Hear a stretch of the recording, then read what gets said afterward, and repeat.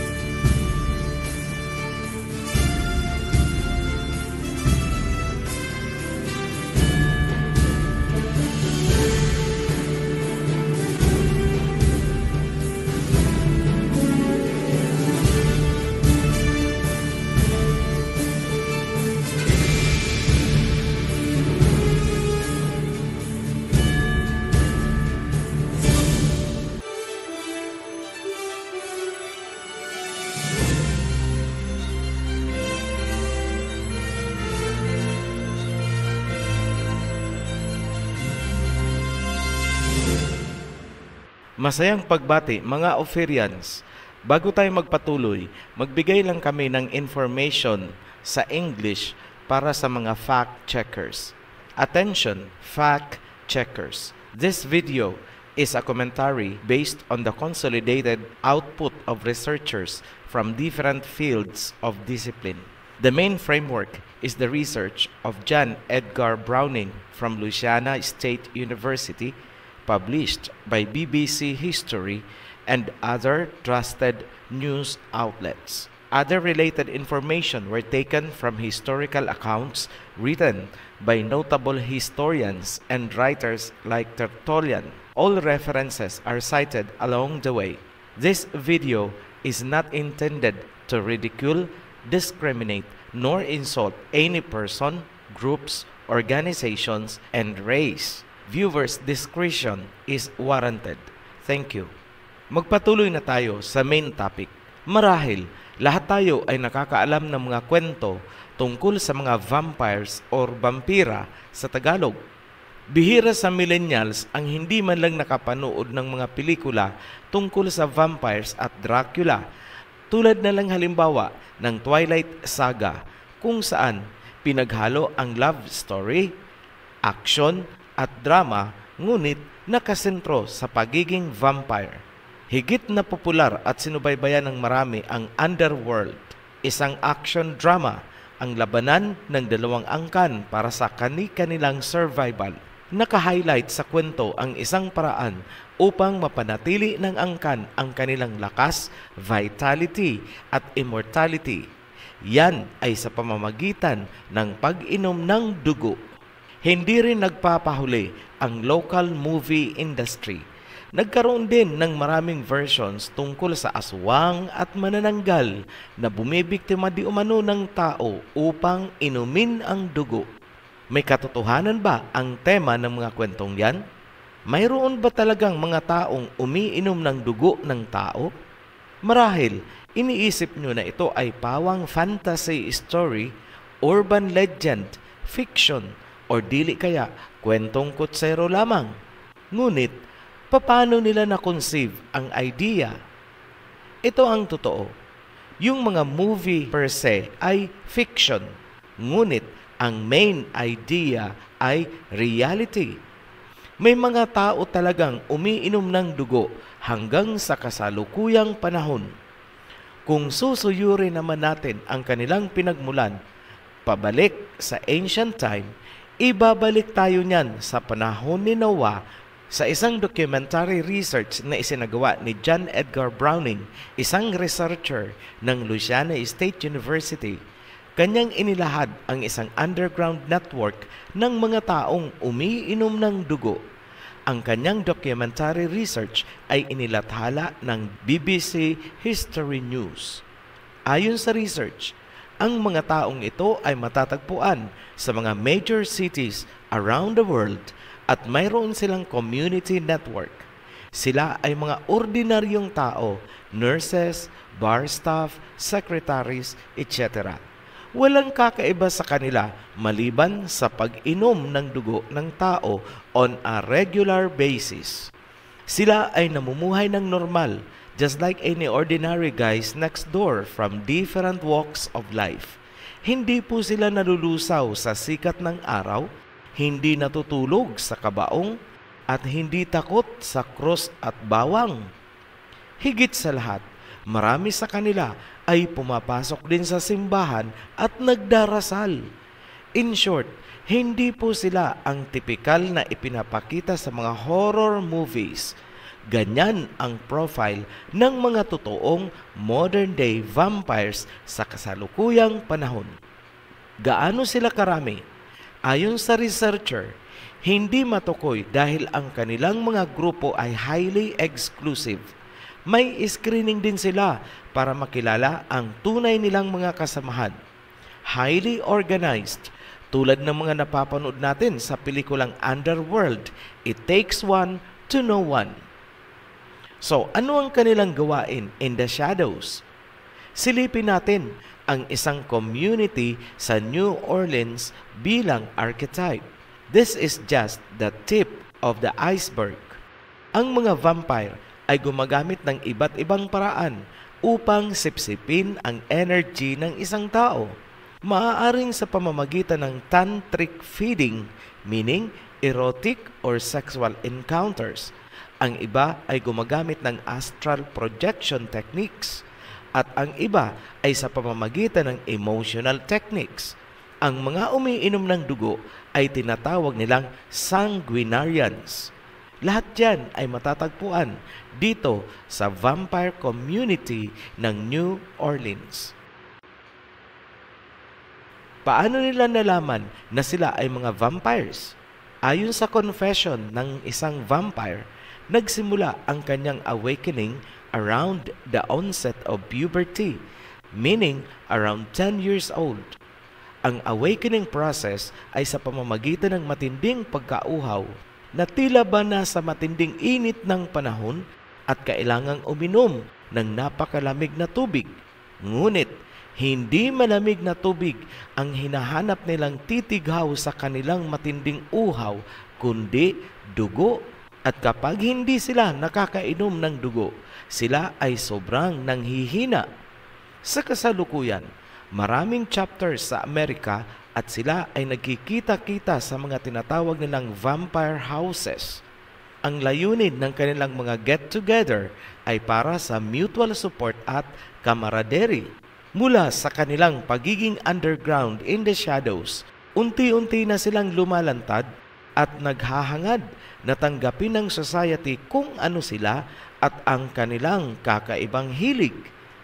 Ang kanilang mga samahan ay mayroon ding set of rules at internal court na tinatawag nilang Court of Lazarus. Itong Court of Lazarus ang nagpapatupad ng rules at lumilitis sa mga members na lumalabag sa rules and code of ethics ng kanilang underground community. Diba parang dito kinuha ang istorya ng Underworld movie? Ayon sa leader, majority ng kanilang members ay nagmumula sa Wicca, in short mga Wiccans na nagpa-practice ng witchcraft. Ang iba ay mula sa Neo-paganism at Christianity, mga Tiyanos. Ang namumuno sa kanila bilang regent ay nagpakilala sa pangalang Naama Aeterna. Nakakapagtaka lang na itong Naama na bumuo ng kanilang rules ay pinangalanan nilang Naama Aeterna. Tila ba pinakakahulugan ng pangalan na si Naama ay eternal, buhay? Kung napanood nyo ang Creation series hanggang Babylon series, alam na alam nyo na ang pinakahuling apo ni Cain na pinangalanan sa Biblia ay si Naama. Genesis chapter 4 verse 17 hanggang 22. So, tila ba muli nilang binubuhay ang legacy ni Cain at si Naama ay nasa pagkatao ng kanilang pinuno, kaya pinangalanan nila itong Naama Eterna, ang reyna o regent ng mga taong umiinom ng dugo sa kasalukuyang panahon. Noong kinoronahan nila itong si Naama Eterna bilang regent, may ginawa siyang ritual.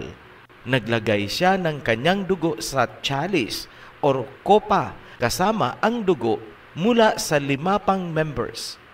Ang magkakahalong dugo ang iminarka niya sa noo ng 2 niyang assistant at inilubog niya ang kanyang kamay sa dugo at itinaas tungo sa kalangitan bilang oath or panunumpa. Ang info na yan ay mula sa New Jersey Vampire Alliance. Grabe, nakakatakot ang abomination nitong Naama Eterna. Mukhang may alam siya sa mga ritual ng totoong Naama sa panahon ni Noah. Hindi na kami magbibigay ng marami pang detalye tungkol sa network of vampires. Ang mahalaga sa amin ay mapatunayan lamang na mayroon nga talagang mga tao na umiinom ng dugo sa kasalukuyang panahon. Ang dugo na kanilang iniinom ay galing sa mga regular suppliers or donors at ito ay sinasaklaw ng Donors' Bill of Rights ayon sa The Atlantic. Although sinasabi sa report na global network ang mga vampires, ang nakita nating mga network ay pawang nasa Amerika. Mga kano, ito ang tanong, saan nagsimula ang kaugalian o ideya ng pag-inom ng dugo nitong mga vampira na nasa Amerika? Dito papasok ang history at ang Biblia. Remember, the Bible is also a history book. Sa ating mga nakatalikod na research presentations, napatunayan natin historically na ang mga kano ay nakarating sa Amerika noong 1620 sakay ng Mayflower galing sa England mula sa Europe. Ang mga kano ay Europeans. Collectively, tinatawag silang Western Civilization. Tanong, maliban sa mga kano, mayroon din bang mga tao na umiinom ng sariwang dugo sa Europe? Here is a piece of history published by Smithsonian Magazine. Post nyo na lang po ang video kung nais nyong basahin. Ayon sa research na isinagawa ni Richard Sogg ng England University of Durham, inilahad niya na noong 16th and 17th century, maraming Europeans kasama ang mga royalty, priests, and scientists ang routinely kumakain ng buto ng tao, taba, at dugo bilang gamot. Pati ang mga mami sa Egypt di umano ay kanilang ninakaw para sa layuning yan. Kahit si King Charles ay umiinom ng elixir or tincture na nagtataglay ng bungo ng tao. Ayon naman sa isang Swiss-German physician noong 16th century, ang pag-inom ng sariwang dugo ng tao ay nakakabuti sa katawan. Kaugalian ng mga panahong yun na inumin ang dugo ng mga nahatulan ng kamatayan habang ito ay mainit-init pa. Yan ang gawain sa Europe. Saan nga galing ang mga kano? Europe. Nagtataka pa ba kayo kung bakit muling lumutang o lumitaw sa mga kano ang pagkauhaw sa sariwang dugo? Ayon pa rin sa inilathala ng Smithsonian, naniniwala ang mga Europeans na sa pamamagitan ng pagkain ng corpse or bangkay, nakukuha nila ang lakas ng tao na kanilang kinain. Ganito ang sinabi ni Leonardo da Vinci, napipreserba daw ang buhay sa pamamagitan ng kamatayan ng iba. Life is preserved by the death of others. Mula po yan sa Smithsonian Magazine. Ang link ay inilagay din namin sa description nitong video. So, na-establish na natin na ang kaugaliang pag-inom ng dugo ng tao nitong mga kano ay nag-uugat sa Europe mula sa kanilang mga ninuno. Kung bubuksan natin ang world history, Ang ninuno ng Western civilization ay galing sa ancient Greece, Rome, at Western Mediterranean. Katunayan, ang serpent symbol ng modern medicine ay galing sa mga Greek. Saan pa sa Europe merong kaugalian ng pag-inom ng dugo in ancient history? Sa Rome. Yes, you heard it right. Sa Roma. Umiinom ang mga Romano ng sariwang dugo ng tao at hayop in public. Walang tago-tago. Paninira ba ito? Hindi po. This is history written by Tertullian. Basahin ko ang sinulat niya. Bilionas priests, lancing their thighs and taking up their own sacred blood in the palms of their hands, and giving it their communicants to drink. Those epileptic persons also who flock to the amphitheaters for the cure of their disease intercept the reeking blood as it comes gushing from the gladiators' throats and swill it off with greediness. What shall we say of those who gorge themselves with the beasts they kill upon the stage, who demand a piece of the boar of the stag that is covered over their own blood in the combat? Ayan, ang mga pari ni Bellona ay naghihiwa sa kanilang malapit sa hita at ang dugo ay pinaiinom sa mga nagko-communion. By the way, si Bellona ay isang Roman goddess. Yung may mga epilepsy naman ay nag-uunahan sa naghihingalong gladiator or hayop upang inumin ang dugo habang ito ay bumubulwak sa nilaslas na lalamunan. Paninira lang ba ito sa mga Romano na inilalahad natin? Hindi po. Again, this is history. This is objective academic research. Kung nagagalit kayo sa aming inilalahad, patingin po kayo sa psychiatrist. You need professional help. Malinaw sa kasaysayan na ang gawaing pag-inom ng dugo nitong subculture ng mga Kano ay ginagawa din sa Roma in ancient history. Ito ang million-dollar question. Paanong natutong kumain ng dugo ang mga Pilipino or Ophirians? Para masagot, balikan natin ang panahon ni Noah. Pagkatapos ng baha, ang lahi ni Canaan ay humalo sa lahi ni Japheth habang itinatayo nila ang Tower of Babel at bumangon ang Babylon. Sa pagkakawasak ng Tower of Babel at Ancient Babylon, ang ibang lahi ni Canaan ay sumama sa lahi ni Japheth at sila ang naging Europe ngayon. Malaking bahagi ng Europe ay nagmula sa mga Phoenicians. Sino naman itong mga Phoenicians?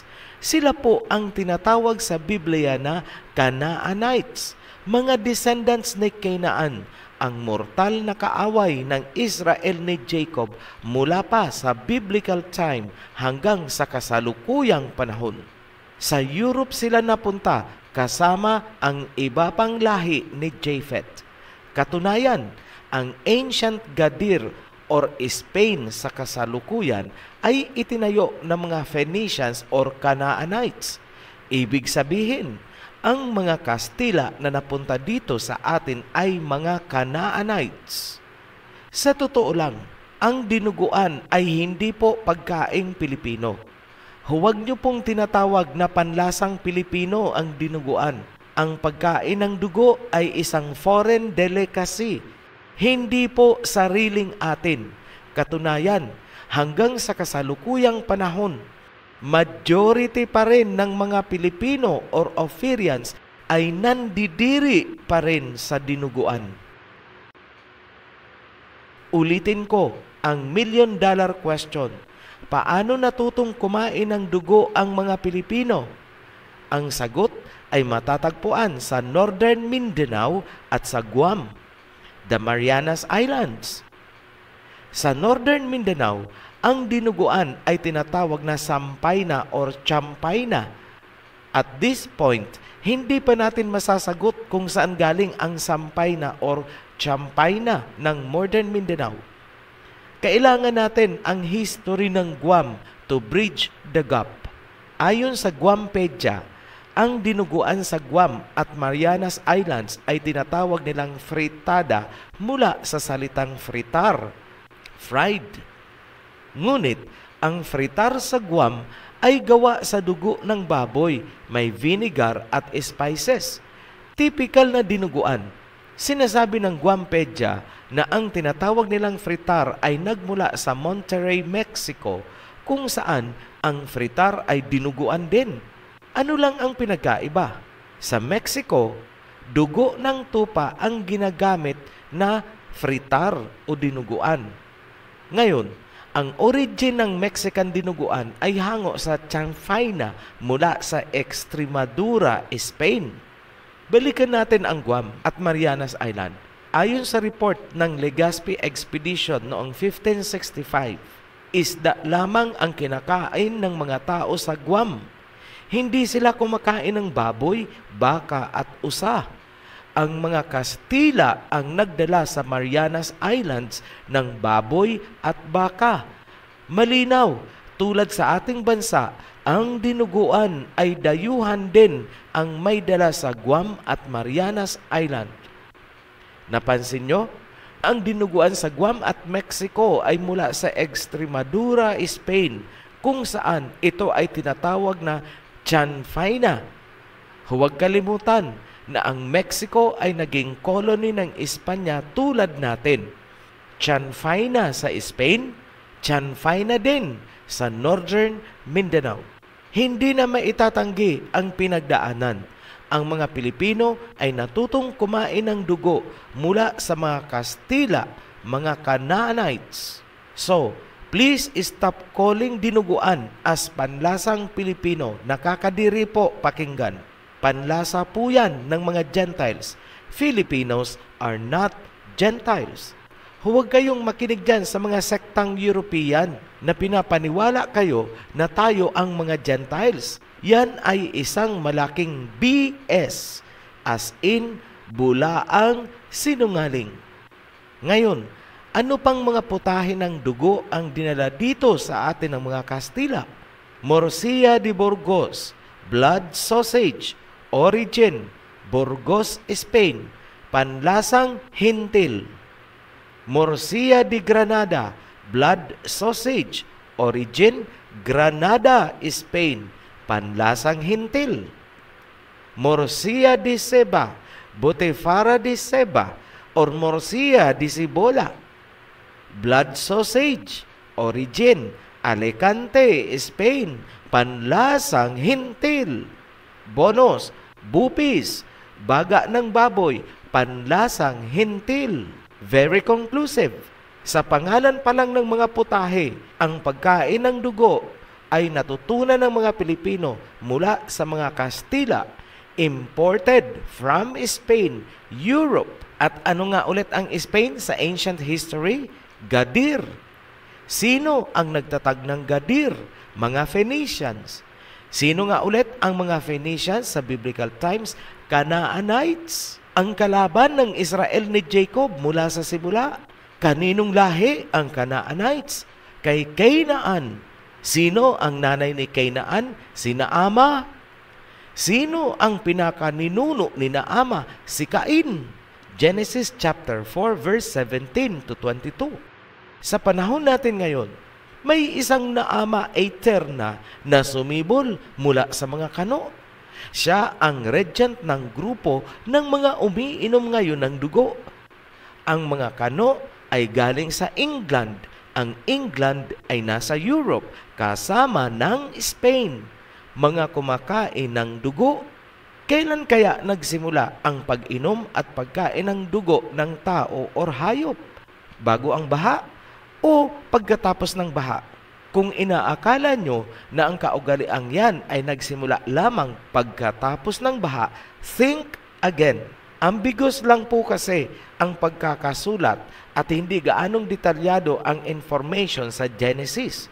Ang nakalagay lang na reason bakit naganap ang baha ay wickedness. May mga detalye na matatagpuan sa Jubilees chapter 5 verse 2.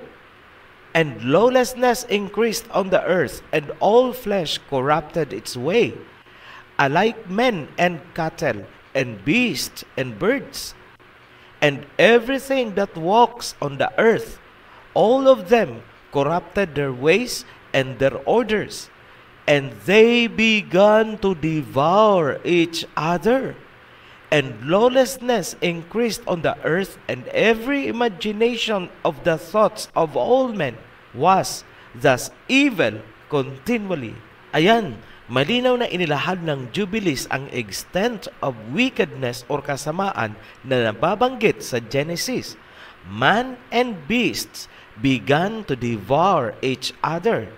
Tao kinakain ang kapwa-tao, iniinom ang dugo, nagsisipsipan sila ng kani-kanilang mga dugo. Ganon din ang hayop. Sila-sila ay nagpapatayan upang kainin ang isa't isa. Madugo ang lupain. The land is covered and polluted by blood. Kung paanong nagawa ng mga Romano na paglaruan at magpatayan ang mga gladiators at hayop sa Coliseum, ganon din ang nangyari sa angkan ni Cain, ang civilization na pinagmula ni Ama. Yan ang isa sa mga wickedness kung kaya ipinadala ang baha. Pagkatapos ng baha, buhay sina Ama sapagkat isa siya sa mga sumakay sa Noah's Ark. Siya lang ang nakasakay mula sa angkan ni Cain. Siya ang ina ni Ham at ni Canaan, the serpent seeds. Panoorin ang Creation series at Babylon series para sa detalyadong pagtatalakay ng bahaging yan. Pagkatapos ng baha ni Noah, muling bumalik ang wickedness. Jubilees chapter 7 verse 27. For I see and behold, the demons have begun their seductions against you and against your children, and now I fear on your behalf that after my death ye will shed the blood of men upon the earth, and that ye too will be destroyed from the face of the earth. Nakita ni Noah ang muling pag-akit ng mga demonyo sa kanyang mga anak pagkatapos ng baha. Sinabi ni Noah na siya ay nangangamba na sa kanyang pagpanaw, padadanakin ng kanyang mga anak ang dugo sa mundo at sila man ay magugunaw din. Ayan, maliwanag na ang naganap na baha ay dahil sa pagpapadanak ng dugo, kung kaya nagbibigay si Noah ng babala na huwag magpapadanak ng dugo dahil sila man ay gugunawin din. Jubilees chapter 7 verse 28. For whoso sheddeth man's blood, and whoso eateth the blood of any flesh, shall all be destroyed from the earth. Ang sinumang magpapadanak ng dugo at kakain nito ay gugunawin din mula sa mundo. Sa Genesis, kung natatandaan pa, nakipag-covenant ang Ama kay Noah. Ayon sa covenant, hindi niya na muling gugunawin ang mundo sa pamamagitan ng baha. Ibig sabihin, pwede pa rin niyang gunawin ang mundo, ngunit hindi siya gagamit ng baha. Ibang paraan naman. Ngayon, anong privilege ang ibinigay ng Ama sa tao ayon sa covenant? Genesis chapter 9 verse 3. Everything that lives and moves about will be food for you. Just as I gave you the green plants, I now give you everything. But you must not eat meat that has its lifeblood still in it. Sa panahon ni Noah, kahit anong hayop pwede nilang kainin. Huwag lang ang dugo. Ulitin ko, ang privilege na yan ay sa panahon lamang ni Noah. Pasubali, sa mga mahilig magpalusot sa pagkain, huwag niyong gagamitin na palusot ang verse na yan para sundin ang gusto niyong doktrina. OHC is warning you. Hindi niyo pa nauunawaan ang flow ng covenant kung kaya't nagkaroon ng napakaraming ipinagbawal sa Leviticus. Little knowledge, little learning is dangerous. Huwag pong paiiralin ang KKK, konting kaalaman sa kasulatan. Ulitin ko po, huwag niyo pong pakikinggan ang KKK. Kunting kaalaman sa kasulatan, dangerous po yan. Ngayon, bakit bawal kumain or uminom ng dugo? Sinagot yan sa maraming bahagi ng Torah. Genesis chapter 9 verse 4. But you must not eat meat that has its lifeblood still in it. Leviticus chapter 17 verse 11. For the life of the meat is in the blood. Deuteronomy chapter 12 verse 23. For the blood is the life. You shall not eat the life within the meat. Isa lang ang sinasabi ng tatlong verse. Ang buhay ay nasa dugo. Ang dugo ay buhay. Huwag kakainin ang buhay dahil kung kakainin mo yan, hahanapin yan sa iyo ng Ama. Ngayon, may kailangang titigan sa covenant kay Noah. I will demand accounting from every animal. Hahanapan ko kayo ng bawat dugo ng hayop. Yan ang sinabi ng Ama. Genesis chapter 9 verse 5. And for your lifeblood, I will surely demand an accounting. I will demand an accounting from every animal and from each human being too. I will demand an accounting for the life of another human being. Simple lang ang kahulugan. Ang dugo or buhay ng bawat hayop ay mahalaga din sa Ama, kung kaya nagsasagawa siya ng inventory. Yan ay kanyang creation. Kung kaya hahanapin niya ang dugo ng bawat hayop na mamamatay o pinatay. Yan ang nilabag ng mga Romano noong ginawa nilang laruan ang mga wild animals sa Coliseum. Pinapadanak nila ang dugo ng mga hayop at ng mga gladiator sa arena para sa walang kabuluhan.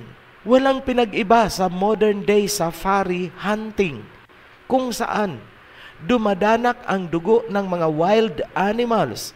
Kukunin ang ulo upang gawing dekorasyon sa bahay. Yan po ay pagsuway sa covenant ng Ama na ibinigay kay Noah. And mind you, mga Pilipino, makinig kayo na mahilig sa sabong ng manok. Ang inyo pong katuwaan na pagsasabong ng manok kung saan dumadanak ang dugo at namamatay ang manok ay isang kasalanan sa Ama. Ginawa nyo ring laruan ang buhay ng kanyang creation. Walang pinag-iba sa ginagawa ng mga Romano noon sa Coliseum. Kaya nga nagbilin si Noah, huwag magpapadanak ng dugo para sa walang kabuluhan. Tao man o hayop, respect his creation, respect nature, respect wildlife, respect life. Yan ang nilabag ng Roma at ng mga Kastila noong sinakop nila ang iba't ibang bansa kasama tayo. Milyon ang kanilang pinatay, maipasok lang ang kanilang Christianity. Tapos, very proud ang mga Tiyanos. Ano ang sabi ng Ama? I will surely demand an accounting of the lifeblood, both humans and animals. Hahanapan ko kayo ng bawat dugo na inyong pinadaloy, tao man or hayop. Tandaan nyo po yan. Muli kaming nagpapasalamat sa lahat ng patuloy na sumusuporta sa ating channel. Para sa mga bagong subscribe, huwag pong kalilimutan na panuorin ang The Guide upang alam nyo ang sunod-sunod ng panunuorin. Para sa mga newly baptized, welcome to the covenant. At para sa lahat, be blessed. Shalom. Maraming salamat po. Nakaabot po kayo sa dulo ng video na ito. Kung kayo man po ay may katanungan, pinutin lang po ang link sa ilalim ng video na ito. Sama-sama po nating alamin, unawain. Kung kayo man po ay mayroon pang ibang katanungan. Salamat po. Be blessed. Shalom.